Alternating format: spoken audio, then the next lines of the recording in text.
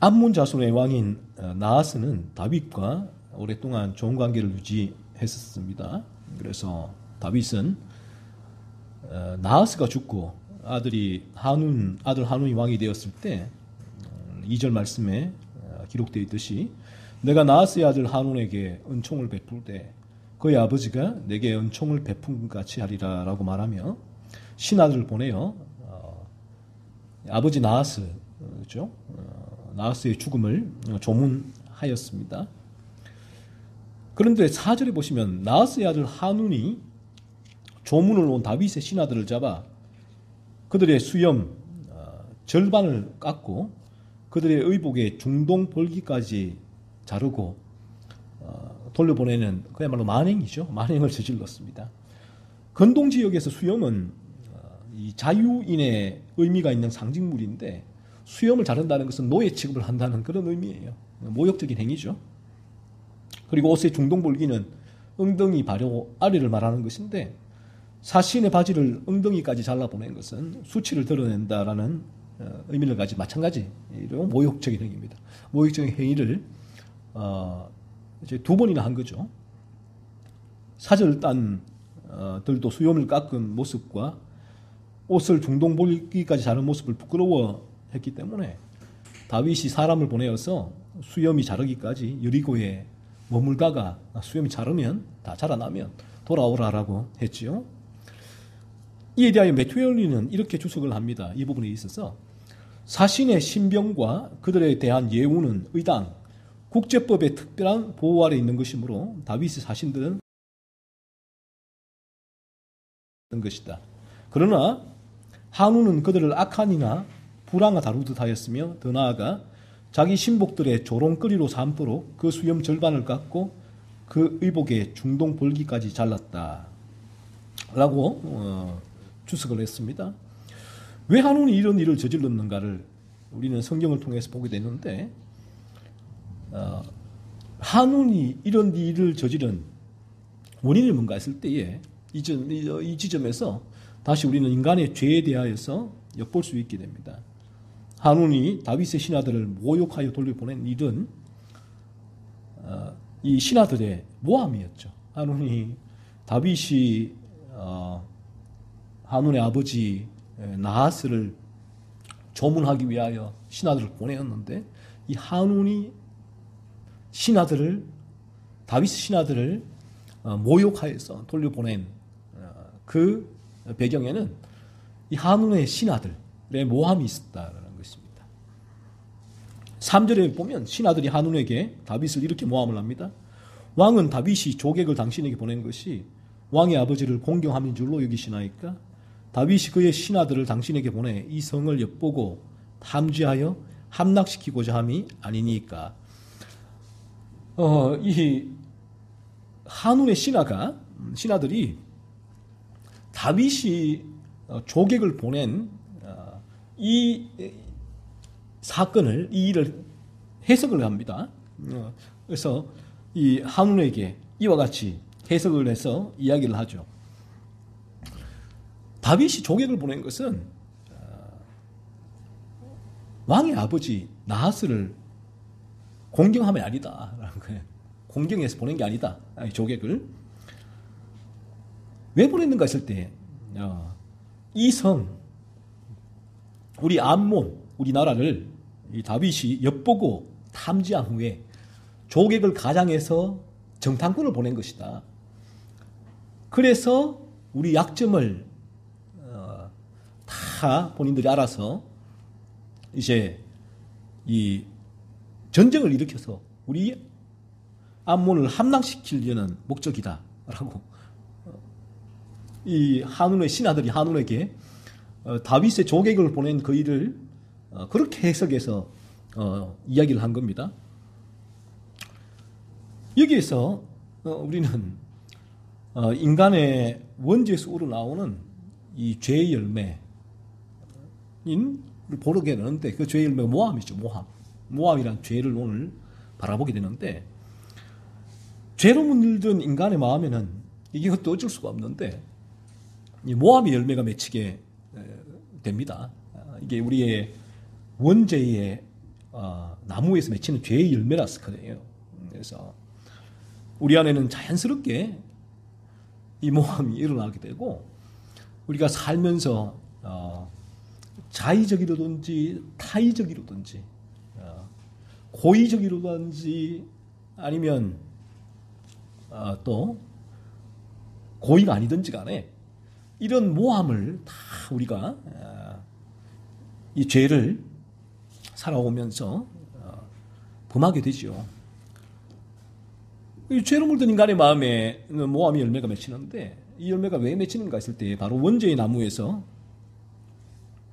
맺히기 때문에 원죄가 있기 때문에 여기서 수많은 죄의 열매가 맺히는데 그 죄의 열매 중에 하나가 모함이라는 것입니다. 그래서 우리가 이 죄를 볼 수 있는 것은 열매예요, 열매.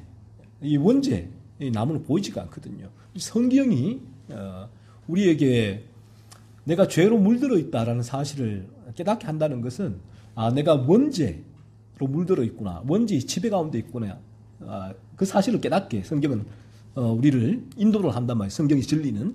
그럼 그 방식이 어떻게 되는가 했을 때에 성경의 진리는 내가 원죄로 물들어 있다. 수고하고 무거운 죄짐을 지었다. 원죄의 짐인데 이 죄짐 원죄의 나무가 내 안에 있고 원죄의 죄짐을 지고 있는 것을 내가 바라볼 수 있는 길은 그래서 그걸 바라본다는 것은 내가 느낀다는 거죠. 느낄 수 있는 길은 그 방식은 성경은 내 죄의 열매를 보는 것.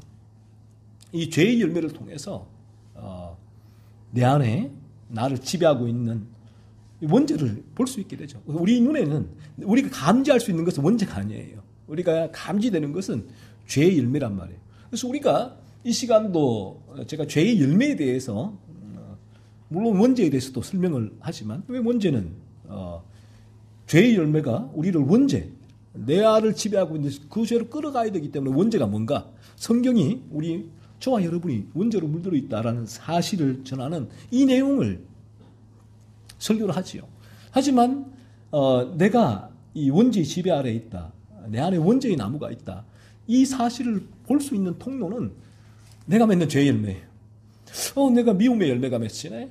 분노의 열매가 맺히네. 시기와 질투의 열매가 맺히네. 탐욕의 열매가 맺히네. 이걸 보이거든요. 체킹이 가능한, 감지가 가능하다는 거예요. 그래서 이 부분이 감지가 될 때 우리는 이제 이 부분을 어디로 몰고 가야 되느냐. 어디로 가야 되느냐. 이걸 통해서 통로가 이 통로를 따라가다 보면 이 성경적인 루트예요. 성경적인 루트를 이 죄의 열매를 맺히는 그 통로를 따라가다 보면 원죄의 나무에 인도가 돼요. 인도가. 그래서 우리가 이 죄의 열매가 맺힐 때에 이 죄의 열매가 계속 묵상을 해야 될 필요가 있는데 도대체 나는 왜 이럴까? 나에게서 왜 이런 죄의 열매가 맺힐까? 왜 이런 나에게는 끊임없는 거짓이 올라올까? 분노가 올라올까? 미움이 올라올까? 탐욕이 올라올까? 내 안은 왜 이럴까? 이게 뭘까? 이게 뭘까? 묵상을 해야 돼. 그러면 성경에서는 그거 네 마음에 있는 문제 아니니? 라고 성경은 말한단 말이에요. 그래서 그 부분을 가지고 성경의 진리를 가지고 또 나를 비추는 거예요. 스포트라이트를 하게 되면 와 그렇구나. 내가 원죄로 물들어 있어서 그렇구나. 그래서 내가 여기에서 이런 죄가 어떠한 자극이 올 때마다 이런 죄가 이 원죄의 검정물로 물들어 있는 내 스펀지가 자극이 올 때마다 누르면 검정물이 떨어지는구나. 그래서 이 검정물 한두 개 떨어진 게 문제가 아니에요. 어떤 자극이 강하게 오면 꽉 쥐어짜면 검정물이 확 떨어진단 말이에요. 그러면 우리는 닦죠. 닦아서 이제 문제 없네. 이게 종교도덕 윤리인데 이 성경의 진리는 닦아봤자 또 자극이 오면 또 떨어진다는 거예요. 이 성경의 진리란 말이에요. 그러니까 우리는 근원적으로 이 부분을 성경의 진리를 통하여서 확인하고 이 부분에 대한 치료를 받아야 되죠. 그래서 우리가 이 자리에 나와 있는 것인데 진리 앞에 서는 것인데 그래서 우리 안에 이 검정물로 물들어 있는 스폰지를 치유할 수 있는 유일한 길은 성경은 그리스도 예수의 십자가에서 흘린 그리스도의 죄를 사하시는 보혈, 그 붉은 보혈, 붉은 피밖에 없다라고 성경은 말씀하고 있어요. 그 보혈이 십자가의 죽으심이 그리스도가 우리를 위하여 우리 대신 우리의 죄를 대신하여 생명을 내어주신 그 죽으심을 말하고 있잖아요. 그래서 이 원죄를 느끼게 되면 내 안에서 이런 죄가 올라오는 죄의 열매가 맺히는 이유가 내가 죄로 물들었구나. 이 사실도 성령께서 깨닫게 하시죠. 계속 묵상하고. 그래서 좀 더 여러분이 디테일하게 여러분의 죄를 살펴야 돼요. 죄의 열매가 맺힐 때 더 디테일하게 거기서 죄구나. 이 죄가 싫어. 그 단계보다는 더 죄를 묵상하고 추적, 형사와 같이 사냥개와 같이 이 죄가 어디서 왔는가를 계속 추적을 해보시면 어디가 오겠어요? 뿌리가 하나밖에 없어요. 원죄의 나무. 추적하면 거기에 귀결이 돼요. 그러면 이제 우리에게는 내가 이 원죄로 나라는 존재가 물들어 있구나. 머리부터 발끝까지 나의 모세혈관까지 이 원죄로 물들어 있구나. 내가 어떻게 여기서 벗어날 수 있을까? 라는 자연스러운 그런 물음이 나오게 되고 그 물음의 궁극적인 마지막 우리의 타겟팅 목표가 예수 그리스도. 그래서 주님이 십자가에서 나 대신 죽으셨군요. 주님의 십자가를 믿습니다. 주님 저를 이러한 원죄의 지배 가운데 건져주세요 라고 주님께 매달리게 될 수밖에 없고, 이 주님의 필요성을 알고 간절히 붙들고 매달릴 때에 어느 순간에 성령의 역사로 이 원죄의 수렁에서 쑥 빠져나오게 돼요. 나오게 되고 이제는 거듭남인데 그러면 새로운 본성이 주어지게 되고 그 이후에는 나에게는 변화가 일어나게 되죠. 이전에는 이 원죄의 지배 가운데 있던 내가 쑥 빠져나왔으니까. 그래서 이런 부분이 있어요. 처음에 우리가 거듭나게 될 때는 새로운 본성이 생기는 거거든요. 그러니까 이 사나운 이리가 좀 덜 사나운 이리로 바뀌는 게 아니고 그 강력한 이빨과 이 발톱을 가진 이리가 이빨이 좀 둔해지고 발톱이 좀 둔해지고 무뎌지고 하는, 그래서 뭔가 좀 개선되고 교정된 듯한 그런 변화의 모습이 아니고, 거듭남은 늘 말씀드리지만 새로운 피조물이 되는 것이죠. 새로운 본성이 되는 건데 이 기적이죠. 이리가 양의 존재로 바뀌는 거예요. 그러니까 이리가 앞으로 양의 존재로 바뀌는 거니까 우리가 이 처음에 양이 되면, 이리가 양이 되면 처음에 우리의 거듭남에 나에게 새로운 본성에서 나오는 두인이 일어나니까, 예전에는 이 죄에 막 끌려다녔는데 이제는 이 죄에서 벗어나서 전혀 전과는 다른 나에게 반응이 일어나니까 이상하네. 이 죄가 그때는 일어나지도 않고 일어나더라도 빨리 죽이네. 뭐 이런 변화들이 일어나니까 놀랍죠. 그러니까 처음에 거듭남은 좀 강력하게 다가와요. 왜냐하면 이리가 양이 된 거니까. 이게 이리가 양이 되니까 내가 양이 된 이 새로운 본성에서 동이 일어나니까 그걸 날 보는 거죠. 그러니까 처음에 거듭남은 너무나 강력하죠. 그래서 기쁘기도 하고 신기하기도 하고 더 뜨거워지기도 하고 막 이런 그런 상태가 일반적으로는 동반이 되겠죠. 그런데 이제 이 부분이 시간이 흐르면 양은 양이에요. 양이 뭐 천사가 되거나 뭐 양이 뭐 다른 존재가 되는 게 아니거든요. 뭐 유니콘이 되거나 하질 않으니까 양은 양 그대로니까. 그러니까 시간이 지나면 지날수록 처음에 일어났던 그러한 뜨거운 감격, 신비함들은 좀 사라지겠죠. 좀 사라지고 이제는 이 양이 이 길을 계속 양으로서 이 길을 걸어가는 그런 인내가 요구가 되죠. 이제는 그런 신비함, 새로움보다는 이제는 죄를 죽이는 신비한, 이제는 죄에서 벗어났으니까 전혀 다른 상태가 되니까 거기에 대한 신비함이 있었는데 이제는 그 상태에서 이 양은 계속 양으로서 죄의 유혹이에요. 이제는 이 죄의 유혹과 투쟁하고 분투하는 삶이 계속 천국까지 이어지게 되죠. 그러니까 이제 그런 처음에 거듭남으로 일어나는 그런 뜨거움과 감격보다는 이후에는 인내와 끈기가 요구가 되고, 그럼에도 불구하고 그 상태는 똑같아요. 처음에 내가 참 신기하다고 느꼈을 사실은 그 상태와 똑같아요. 하지만 이 부분이 거룩이 진행되어지니까 더 죄에 예민해지니까, 그러니까 어떤 조그만 죄에도 내가 민감하게 이 상태에서는 반응이 되는 거예요. 반응이. 하지만 그 상태도 처음에 내가 죄의 집에서 벗어났던 상태하고는 다르다는 똑같아요. 똑같은 상태지만 더 디테일해지고 더 예민해지니까 그런 조그만 죄에도 죄의 유혹에 아파하고 죄에 대해서 계속 나누게 되고, 그러니까 어떤 이런 부분이 계속 진행되어지니까 어쨌든 죄와의 분토예요. 그러니까 이제 이 부분에 있어서 어떤 이제 자칫 오해하는 부분들은 양이 되었는데, 내가 일일 때도 죄의 지배 가운데 있었는데 양이 되었는데도 계속 제외하고 저렇게 힘겹게 싸우네. 이 차이가 뭘까라고 했을 때 제가 말씀드린 차이가 바로 이런 차이예요.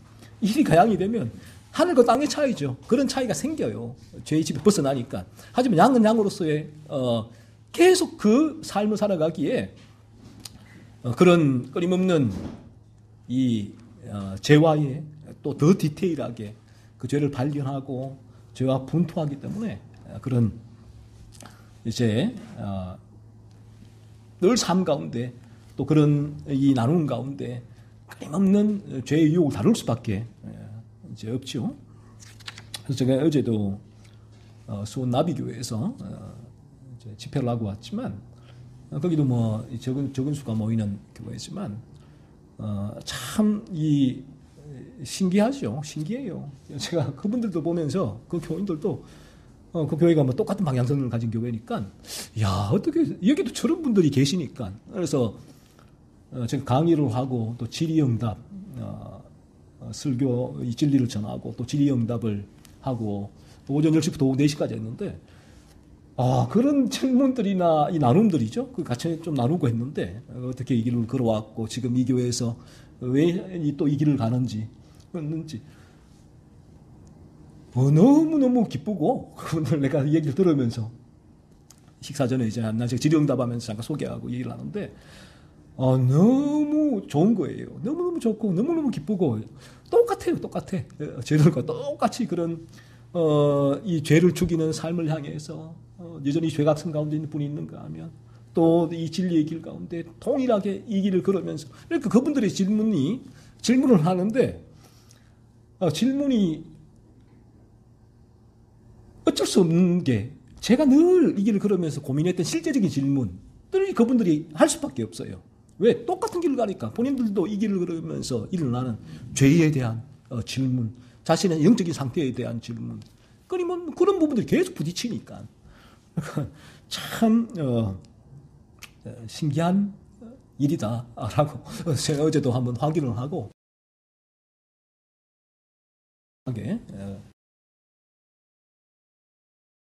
잘 보내고 왔는데,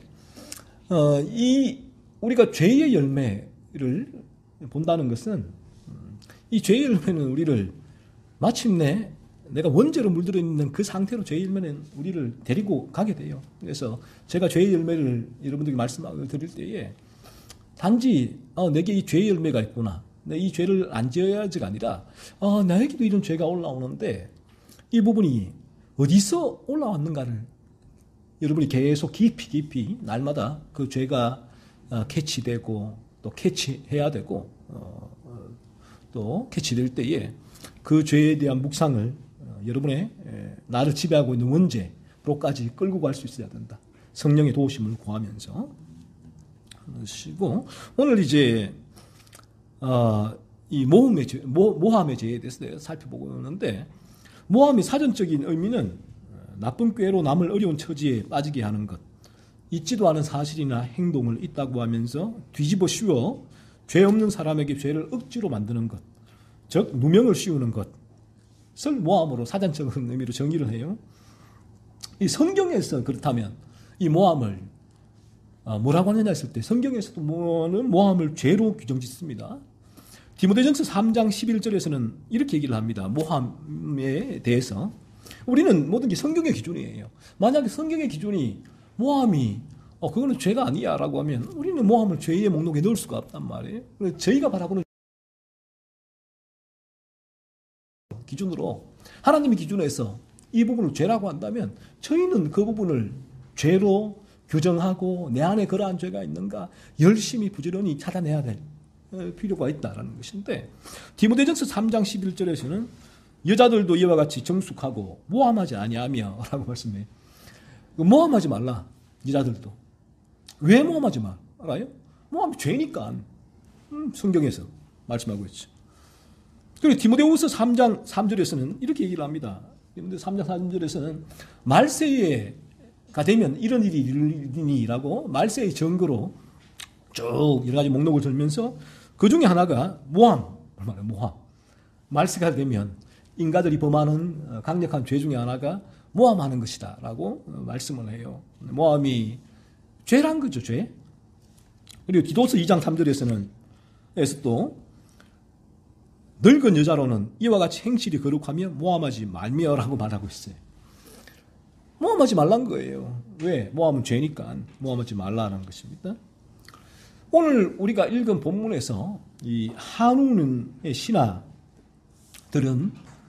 한 행위가 정확하게 모함이에요. 한운의 신하들이 다윗에게 한운에게 다윗이 보낸 조객들을 해석을 이들이 이 조객을 당신의 아버지를 공경하기 위해 보낸 것이 아니라 이 땅을 탐지하고 정탐하여서 이 땅을 함락시키기 위해 보낸 것이다 라고 한운의 신하들이 그렇게 얘기를 했죠. 모함이에요, 모함. 이들이 왜 다윗을 모함했을까요? 다윗을 모함한 목적이 무엇이었을까요? 일반적으로 우리가 그러니까 이 부분에 저희가 모함의 죄를 바라보게 될 때 나는 모함을 안 하지. 천만에요. 그렇지 않아요. 제가 말씀드리잖아요. 우리 안의 죄는요, 이 원죄의 나무에서 맺히는 죄는 끊임없는 모함이 어떤 모습으로 우리에게 드러나게 돼요. 우리에게도 드러나게 돼요. 그래서 그 부분들이 면밀하게 나를 이 진리를 통해서 모함이 무엇인가, 모함이 어떻게 일어나는 것인가를 부지런히 연구하고 배우고 이 부분을 통해서 디테일하게, 그러니까 이러한 성경의 기준을 통하여서 이 죄에 대해서 디테일하게 살필 때에 현미경의 도수가 올라가는 거예요. 이제는 돋보기 가지고 살피면 대충 살필 수밖에 없잖아요. 이게 성경이 말하는 죄가 이 죄인가 저 죄인가, 모함이 죄구나. 나는 모함을 잘 안 하지. 여기 돋보기로 살피는 부분. 그런데 현미경 배율을 무척 높이게 되면 살펴보면 정말 그 안에 미생물까지도 보이잖아요. 조그만 먼지까지 보이잖아요. 이 안에 존재하는 그 죄의 실체를 보게 되죠. 그래서 우리가 말씀을 통해서 이런 죄에 대해서 더 디테일하고 세밀하게 듣고 배우고 또 연구해야 할 필요가 있는 부분이에요. 그래야지만 여러분이 이 죄의 목록, 이 현미경이죠. 이 죄를 찾아내는 이 현미경, 말씀의 현미경에 도수를 높여야지만 더 정확하게 찾아낼 수 있으니까 이렇게 디테일하게 살펴볼 필요가 있는 것이죠. 이제 모함의 동기가 뭐냐 했을 때 이런 동기가 있어요. 첫 번째로는 상대방에 대한 시기와 질투가 모함의 동기가 돼요. 내가 누군가를 시기하고 질투를 하게 되면 그 사람이 나보다 잘 되거나 성공하면서 볼 때에 괴롭죠. 견디기가 힘들죠. 그래서 모함하고자 하는 내 마음에 그런 욕구가 솟구칩니다. 이것도 모함이 이미 죄가 올라온 거예요. 그리고 이 부분이 강하게 움직일 때는 어떤 제재도 없다면 자연인이죠. 제재가 없을 때는 그대로 튀어나가죠. 모함을 실제로 하게 되죠. 죄각성의 단계에서도 저희 집에 가운데 있을 때 이거 죄인데 라는 부분들은 깨닫지만 그리스도의 십자가의 능력이 없으니까 일반 은총으로 아무리 눌러놓아도 내 안에 설령 내가 입 밖으로 모함하지 않았을지라도 내 안에는 그 시기와 질투하는 대상들하고 내 안에 이 모함이 계속 동기가 욕구가 있으니까 이미 모함의 죄를 범한 것이죠. 시기와 이 질투는 내가 그 시기와 질투가 일어난 상대방을 모함하는 이유가 뭐냐 했을 때에 그 상대방이 어려움이 처하길 바라니까 고통을 좀 받았으면 좋을 것 같으니까 모함이 올라오는 거예요. 그래서 우리가 먼저 이 모함의 죄가 여기서 시작이 돼요. 시기와 질투에서. 그러면 이 시기와 질투는 모함으로 번지게 되니까 이 죄가 시기와 질투가 올라올 때 모함으로 번지지 않기 위해 먼저 이 시기와 질투의 죄를 찾아내는 게 중요하겠죠. 캐치해 나가는 부분이 중요하죠. 우리에게 일어난 시기와 질투는 시기와 질투하는 상대방이 공경과 어려움에 처하기를 바라는 마음으로 이어져요. 이게 인간의 죄성이잖아. 그래서 이 당연한 순리인데 인간의 순리 다들 인정하는 부분이 사촌이 땅을 사면 배가 아프다라는 이 진리, 순리잖아요. 당연해요. 이게 왜 그런가 했을 때에 이게 인간의 죄성이라는 거예요. 죄성. 우리 죄성으로 인해서 이런 시기와 질투가 올라오게 되고, 그리고 상대방이 공경과 어려움에 처하도록 내가 어떤 말과 행동을 취하였다면, 어떤 말과 행동, 저 사람이 내가 시기와 질투가 올라오면서 와서 저 사람이 조금이라도 좀 힘들었으면 좋겠다라는 마음에 욕구가 일어날 때 이미 모함의 죄가 일어난 것이고, 그리고 그 부분을 실행으로 옮길 때 또한 모함의 죄를 범한 거예요. 말과 행동으로. 다음으로 이제 두 번째로 모함의 동기가 뭔가 했을 때에 시기와 질투 다음으로 모함의 동기는 미움이기도 해요. 미움. 곰곰이 보세요, 여러분들. 상대방을 향한 미움이 일어날 때 상대방을 향한 복수의 행위 중 하나가 모함이에요. 사람이 미워지면 그 사람의 모든 말과 행동이 내가 미워하는 이 프리즘을 가지고 와요. 인간은 어쩔 수가 없어요. 내의 미움이라는 프리즘 속에 저 사람의 말과 행동을 넣어버려요. 넣어서 막 돌리죠, 내가. 그러면 어떤 해석이 나올까? 미움과 정오, 복수의 해석이 나올 수밖에 없어요. 이 모함이거든요, 모함. 사실은 인간의 재성이 그래요. 저도 그렇고 우리 여전히 죄의 유혹이 있으니까, 또 죄의 지배 가운데 인간은 이 죄인 줄도 모르고 이 부분을 행하는 게 자연스러우니까, 너무나 자연스러우니까 물이 흐르듯이 누군가에 대한 이제 미움이 일어나면 틀림없이 그 미움이 어쩔 수가 없어요. 누구든 사람을 미워하면 그 미움이 그 사람 전체를 그 미움의 프리즘으로 해석해요. 그러니까 우리 인간은 어떤 면에서 참 이 죄가 그래요. 죄가 왜곡시키는 현상인데 그 팩트. 그래서 우리가 진리 가운데 다갔으면 또 일어나는 변화가 이런 물음을 자주 던져야 되고 던지기도 하는데 이게 과연 팩트가 뭘까라는 부분에 대해서 늘 바라보게 되는데 이 팩트와는 전혀 무관하게 이 미움은 나의 미움의 용광로에 그 사람을 집어넣어버려요. 삼켜버려요. 그렇다면 거기서는 당연히 모함이 나올 수밖에 없죠. 저 사람이 하는 모든 말과 행동이 내가 해석한 거니까, 나의 미움이 해석해낸 거니까, 이 자체가 팩트가 왜곡된 거니까 모함이 되는 거예요. 가정에 부부간에도 한번 보세요. 얼마나 그래요? 좀 미워지면 말과 행동이 다 싫어. 그 미움의 용광도에 쑥 들어오니까 그 팩트가 나는 안 그런데 뭘 안 그래? 라고 하는 거잖아요. 내가 다 해석해낸 거잖아요. 이 모함이에요, 모함. 이것도.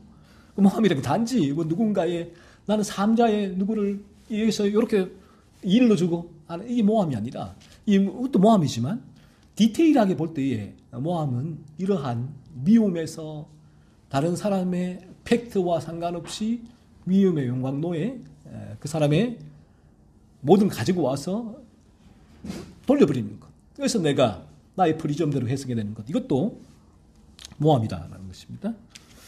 그래서 내 안에 미움이 올라올 때 그대로 이 부분 방치하게 되면 어쩔 수 없어요. 모함으로 이어질 수밖에 없다는 거예요. 그래서 우리 안에 일어나는 이 미움의 죄가 올라올 때 우리 안에 그리스도의 능력으로 거듭난 영혼은 이 미움의 죄를 죽이게 되죠. 그러면 모함으로 이어지지가 않겠죠. 미움의 죄가 죽어질 때에 이 모함의 미움의 프리즘에 넣고 돌릴 때도 이 죄를 살피고 내가 안에 이런 죄가 있구나. 끊임없이 이런 죄를 찾아내고 분투하고 밀어내게 되죠. 그러면 여기서 이렇게 돼요. 제가 늘 말씀드리지만 모든 우리의 인간관계도 어쩔 수 없어요. 인간관계도 죄로 물든 인간은 이 죄가 주는 가이드 속에서 인간관계를 맺게 돼요. 그러니까 이런 탐욕, 미움, 시기와 질투, 죄가 이 부분을 일으키니까 이 부분에 대한 나의 충족을 일으켜주는 그 이들에게 좋은 인간관계를 맺을 수밖에 없잖아요. 그렇지 않으면 인간관계 단절이 생길 수밖에 없고. 하지만 우리 안에 이 새로운 본성이 올라오고 이럴 때는 제가 늘 말씀드리지만 이리는 이리로다 양은 양이로다. 양은 어쩔 수가 없어요. 이리도 이리 어쩔 수가, 양은 어쩔 수가 없어요. 이리도 그렇지만 양도 본인의 본성 가운데 사람과의 관계에 있어서도 끊임없이 내가 그 사람을 향한 이러한 죄의 모습으로 이 동기가로 그 사람에게 다가가고 있는가 끊임없이 살피게 되죠. 그러면서 우리가 진리 가운데 있을 때 저는 단연코 말씀드리기를 진리 가운데 들어와야지만 어떤 관계나 순수하고 순전한 관계가 될 수가 있어요. 진리가 함께 들어오지 않으면 이 관계는 우리의 죄가 주도하기 때문에, 그러니까 우리 지체들과 관계도 그렇잖아요. 지체들 관계도 진리 안에 들어올 때 거룩이 그 관계를 주도를 하게 돼요. 그러니까 죄를 살피고 죄를 죽이는 관계를 유지하기 위해서 애를 쓰게 되겠죠. 하지만 죄가 지배할 때는 그 관계가 여전히 나의 탐욕이 주도하는 관계가 되어버려요. 그래서 어떨 때는 이 관계성 속에서 우리 죄 유혹도 있지만 내 탐욕이 채워지지 않을 때 이 교회의 지체들 가운데서도 그 바라는 관계의 인간관계를 맺는 목적이 전혀 이제 다른 방향으로 되죠. 그래서 미움은 또 하나 모함의 동기가 되고요. 그리고 다음으로 또 모함의 동기가 뭔가 있을 때에 이 탐욕이기도 한데 어떤 이익을 독점하려는 욕구에서 일어나기도 하죠. 내가 누리고 있는 이익, 기득권이라면 기득권이기도 하겠죠.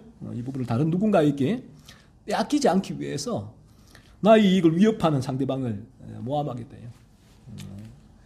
직장에서도 어떤 아주 뛰어난 이제 신입 직원이나 누군가의 나의 대항마가 올라오게 되어지면 위협을 느끼죠. 저거 제가 해야겠다. 모함을 하는 경우 허다하죠. 내 것을 손해보지 않으려는 마음이 이 경쟁자를 제거하기 위해 상대방을 모함하게 되죠.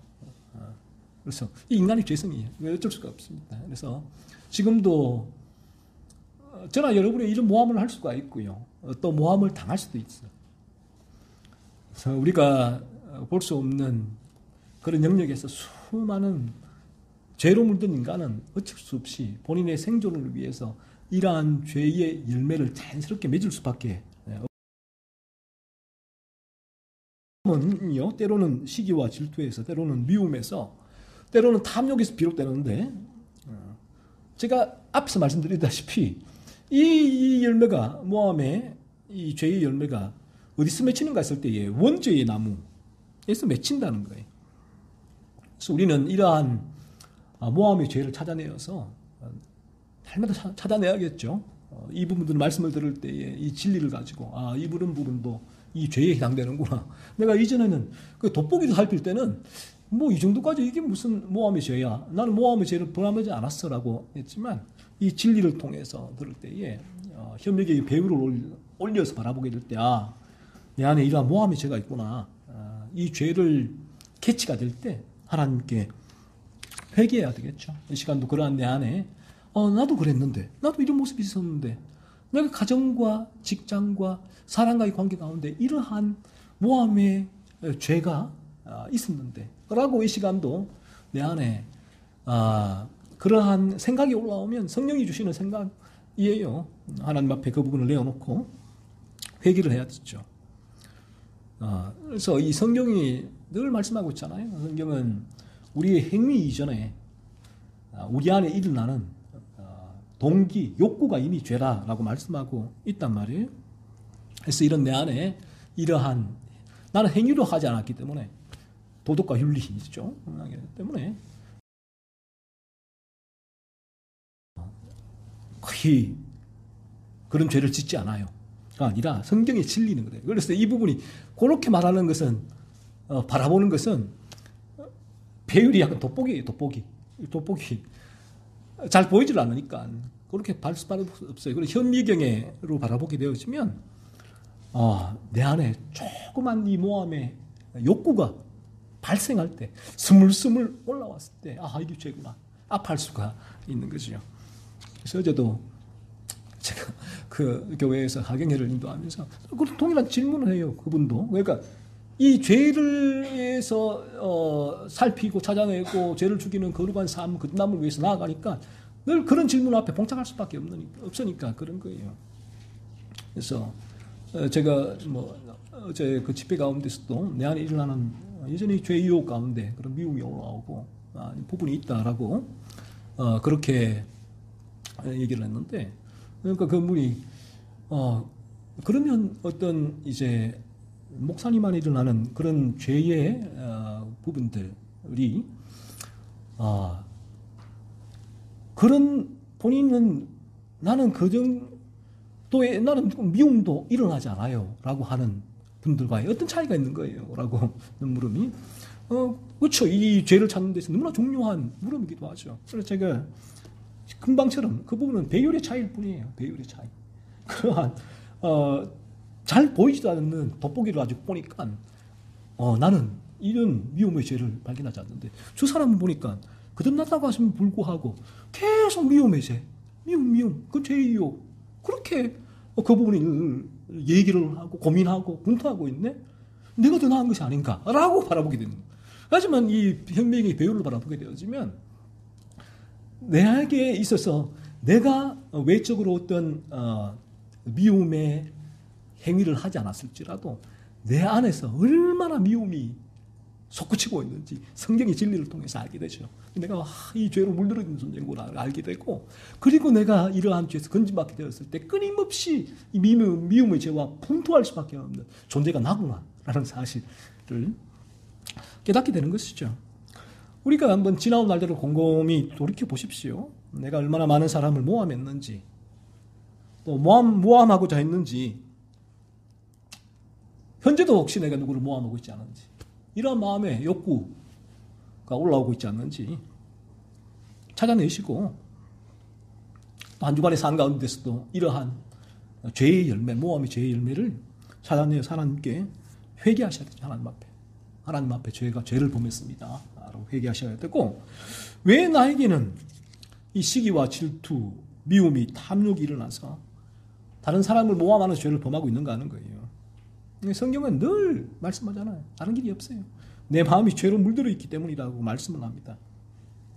그래서 우리가 이 성경의 진리는 오늘도 이 본문, 짧은 본문이지만 이 짧은, 우리가 계속 구약 성경에 지금 이어서 본문을 보고 있는데 이 쭉 이어지는 본문 가운데 도대체 구약 성경은 인간이, 원죄의 지배 가운데 있는 인간이 어떤 죄를 맺고 있는가를 실제로 스토리로 우리에게 보여주고 있어요. 신약 성경은 원리잖아요. 원리라면 구약 성경은 그 죄가 인간에서 어떻게 드러나는가 실제로 우리에게 보여주고 있는데, 사무엘하 7장 1절 5절에서도 이 한눈의 신하들이 맺는 모함의 죄, 그 죄를 열매로 보여주면서 왜 그 죄가 맺히는가라는 거예요. 성경은 이 사람들이, 한눈의 신하들이 왜 한눈에게, 다윗은 순수하게, 이 팩트예요. 팩트. 순수한 팩트는 다윗은 한눈의 아버지 나하스와 좋은 관계를 유지했었기 때문에 나하스가 죽었을 때 다윗은 슬퍼하면서 그 나하스를 조문하기 위해 조문객을 보낸 게 팩트란 말이에요. 그런데 이 한눈의 신하들은 다윗이 보낸 이유는 나하스를 공격함이 아니라 우리나라를, 이 땅을 엿보고 탐지해서 무너뜨리려고 보낸 거예요 라고 하는, 왜 그런 얘기를 하느냐. 성경은 한눈의 신하들이 원죄로 물들어 있고 그 원죄에서 이러한 모함의 죄가 열매가 나오고 있다라고 말씀하고 있는 것이죠. 그래서 우리가 이런 죄를 찾아내고 이 죄로 말미암아 도달해야 하는 지점은 이 지점이에요. 아, 나라는 존재가 이 죄로 물들어 있구나. 나라는 존재가. 내가 이 죄로 물들어 있는 존재여서 이런 죄가 맺히는. 그러면 어떻게 해야 되냐? 어떻게 이 죄에서 건진받을 수 있는가라는 물음을 묻게 되고, 그 물음에 대한 답이 성경은 수고하고 무거운 짐진 자들아 다 내게로 오라. 우리 주님이 초청장이 비로소 그에게 발급이 됩니다. 그래서 예수님께로 나아가게 되고, 어느 순간 내가 주님이 필요해요. 주님 저를 도와주세요. 건져주세요라고 주님 바라보게 될 때 어느 순간에 이 주님의 필요성이 온전하게 내게 믿어지게 되고, 이 죄의 수렁, 원죄의 수렁에서 건진받게 되는 역사가 일어나게 되죠. 다음으로 이 모함의 도구예요. 도구. 모함의 도구.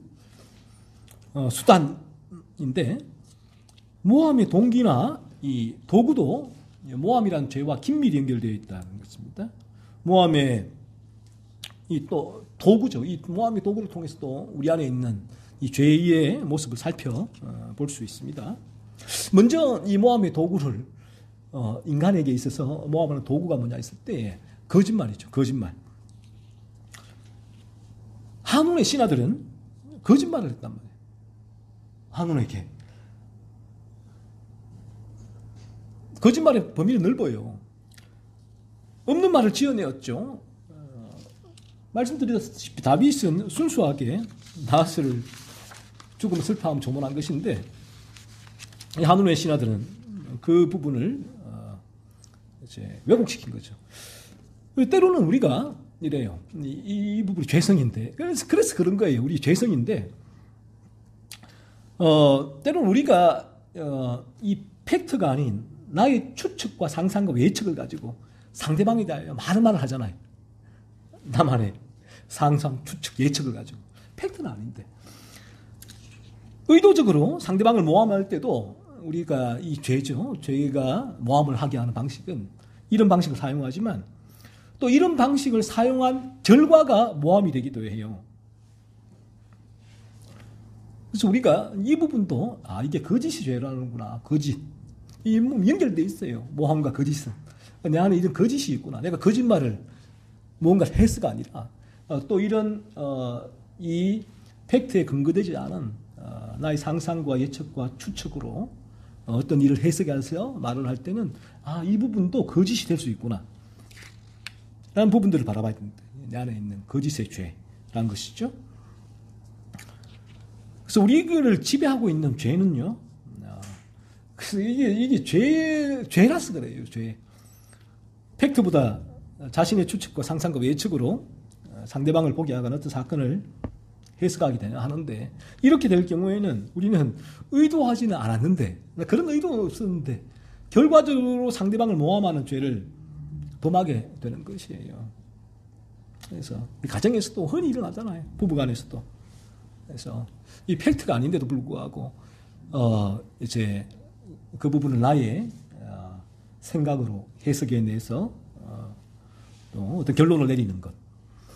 가정, 교회, 직장과 인간관계에서 내가 이러한 죄를 범하고 있지 않는가를 면밀히 검토하고 살펴야 한다는 것입니다. 이 부분도 디테일하게 현명을 가지고 여러분의 마음을 비추어 보세요. 그래서 나는 모함의 죄는 나하고 상관이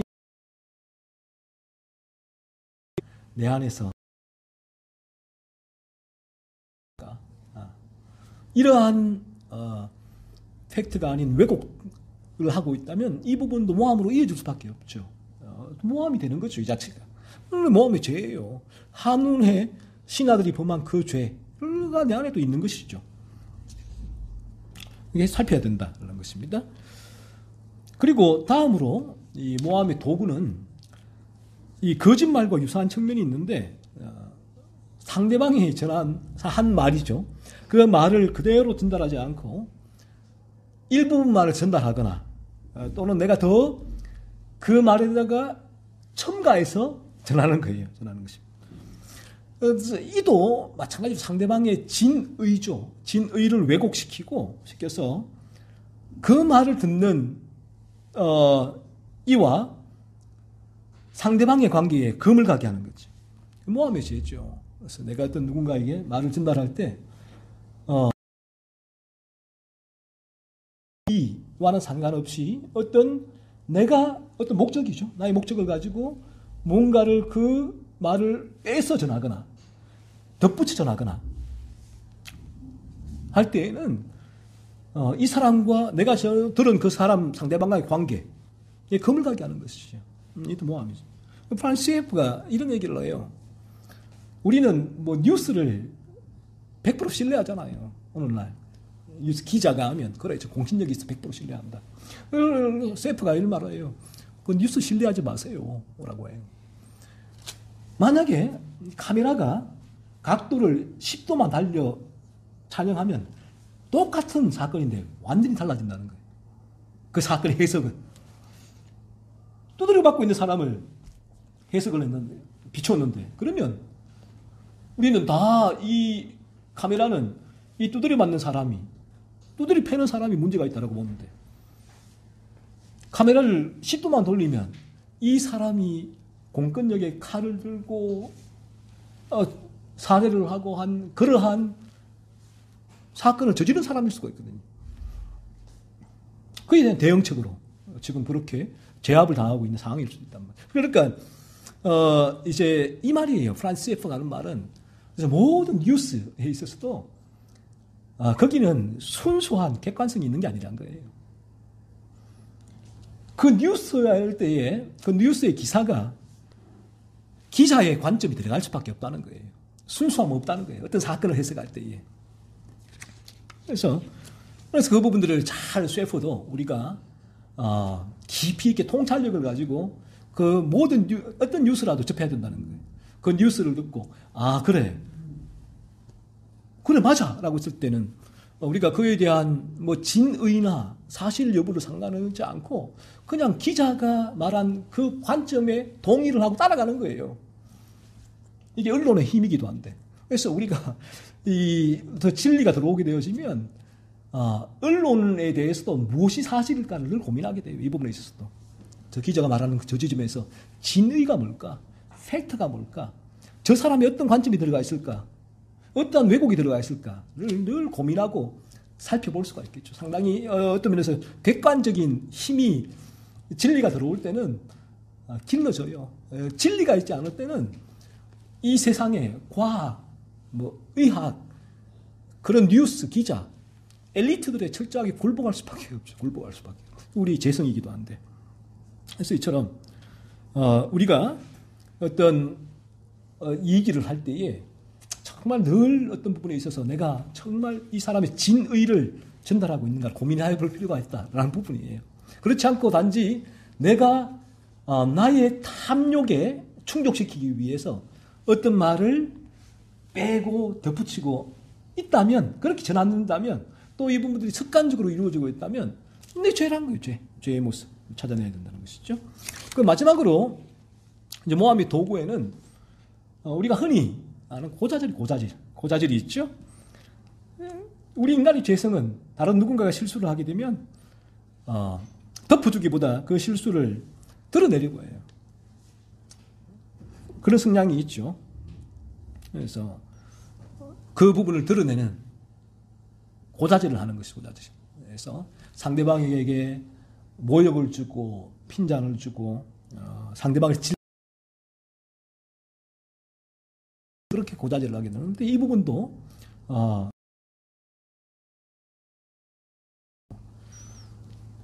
우리에게 이 어떤 팩트를 우리가 건전하고 순수한 동기를 가지고 얘기하는 것과 내 안에 있는 죄를 살피면서 예를 들면 어떤 이들에게 내가 이런 죄를 봤습니다. 우리 직장에서 분들의 이런 죄가 있고 그 죄를 내가 실제로 목격했습니다. 라는 부분이 고사질이 아니고 그런 부분은 내 안에 있는 죄에 있는 그 모습을 우리에게 서로에게 나누는 것은 성경의 진리를 나누는 것이죠.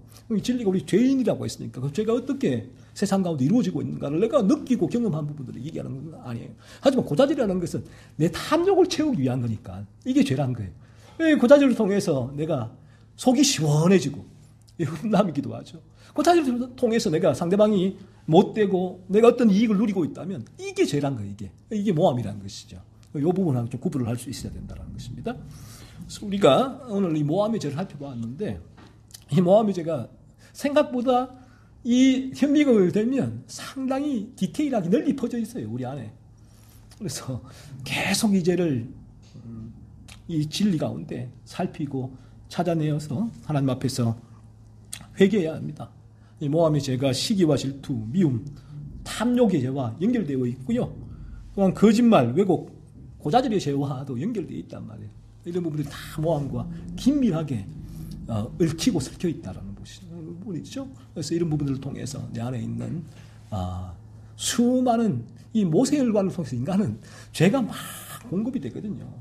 그래서 그 부분들을 그립 찾아내야 돼요. 정화시켜야 돼요. 정화. 그래서 이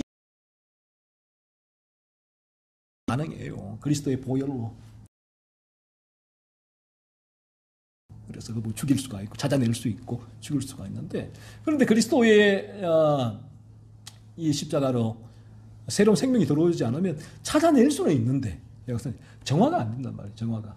이렇게 얼마나 괴롭겠어요. 죄가 막 돌아다니고 보이는 내 눈에 이 처리가 안 되니까 뭐 투석기를 가지고 투석을 해야 되는데 피를 다 걸러줘야 되는데 더러운 피가 이 투석기가 없으니까 얼마나 괴로워요. 고통스러워요. 그러니까 이분은 뭘 해야 돼요? 그리스도께 나가야죠. 그리스도. 더러운 죄를 투석시키는 그리스도의 십자가의 투석기로 나가야. 그래서 그리스도가 필요한 것이다. 라는 것입니다. 한 주간도 다른 길은 없습니다. 우리가 부지런히 죄를 살피는 길. 그래야 그리스도께 나갈 수가 있고, 거듭나더라도 부지런히 죄를 살피는 길. 그리스도를 붙들고 십자가에 도우심을 얻어서 이 죄와 분투하고 이 죄를 죽이는 거룩한 삶을 살아갈 수 있게 되는 것이죠.